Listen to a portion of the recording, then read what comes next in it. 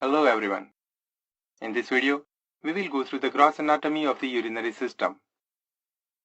First of all, the organs constituting the urinary system are located in abdomen and pelvis over here. These are the two kidneys, the two ureters, the urinary bladder, and the urethra. Now let's open up a kidney and see what it is made up of. This is the inner structure of our kidney. This is the renal parenchyma, and these are the structures that transport the urine.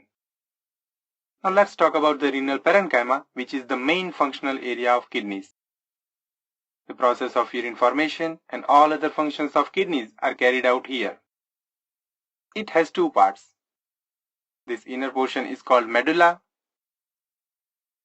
and this outer portion is called cortex. Now coming to the medulla, you can see that it is made up of several cone-shaped units. These units are called pyramids.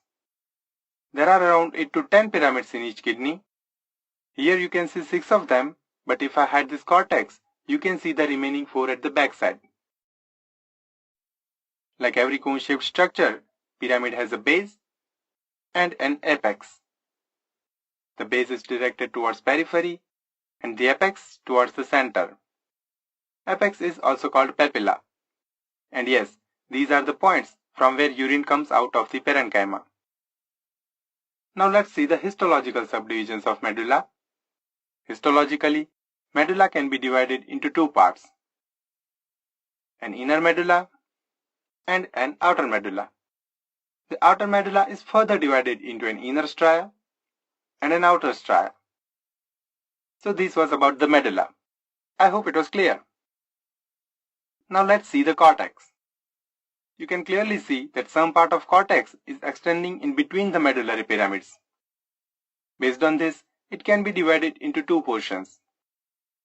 The portion lying over the base of the pyramids is called renal arch, and the portion in between the pyramids is called renal column.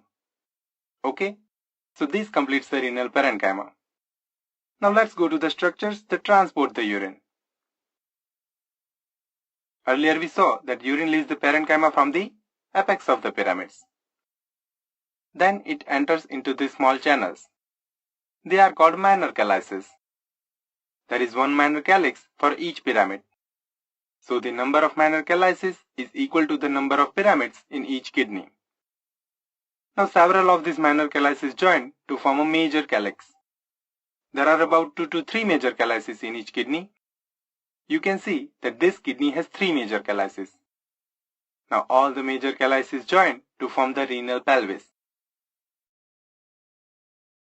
The pelvis then continues as the ureter, and ureter opens into the urinary bladder. The function of the bladder is to hold the urine.